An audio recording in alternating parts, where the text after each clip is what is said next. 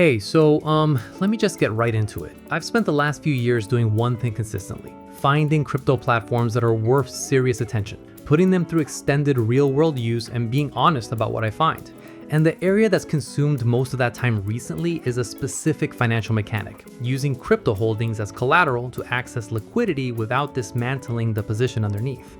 I've been running one particular platform for a few weeks, and today I want to cover what this model actually does, why it solves the liquidity problem that exchanges simply aren't built to solve, and toward the end, how I personally screen platforms before trusting them with real assets. Alright, so here's what we're working with. This is the interface, and this is where the loan setup lives entirely. One screen, all parameters. First thing, I set the asset I want to commit as collateral, and worth noting immediately, the range of supported assets here reflects serious thought about what actually belongs on a list like this. Liquid, established, high-volume tokens that serious market participants actually hold. The practical implication for me is straightforward. I'm working with positions I already have, and the breadth of the list means I have genuine strategic options rather than being funneled into a single asset type regardless of what the market is doing. Okay, then I enter the collateral amount. Next step, I select the borrow asset.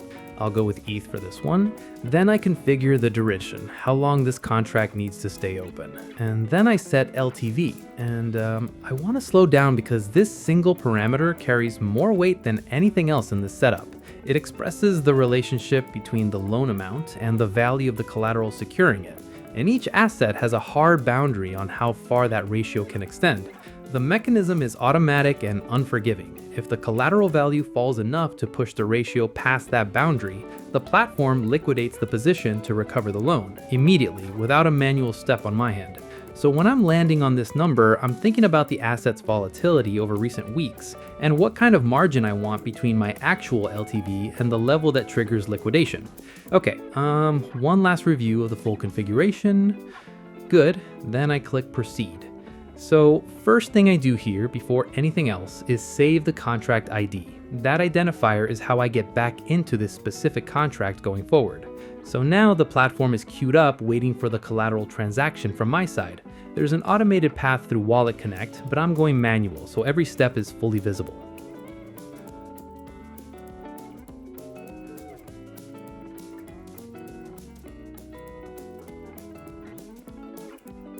Okay, transaction submitted, my part is done, now it's on the network and the platform picks it up from there. Alright, loan confirmed. So what I've got on screen right now is the complete contract summary. The terms, the rate, the duration, every figure that applies to this loan. So next I enter my receiving address, the wallet where the loan is being dispatched to. Okay, that's in. Now I'm waiting for the tokens to arrive.